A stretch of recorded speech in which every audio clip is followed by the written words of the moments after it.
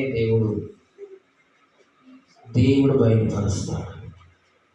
మనం పరీక్షించి మనము ఆ వెలుగు మార్గంలో మనము నడుస్తూ ఉంటే మనం చూసాం సంగమా, మనుషులు దేవుని మహింపరుస్తారు.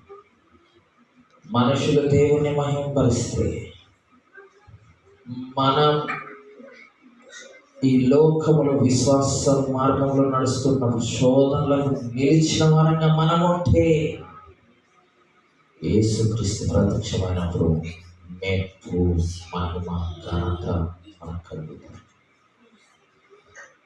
మనము స్థిరంగా విశ్వాసంలో లేకుంటే, వెలుగు మార్గంలో మనం నడవకుంటే, చీకటిలో కూడా మనం వెళ్తున్నట్లయితే నిత్యము కాలుచున్న అగ్ని, చావని పురుగు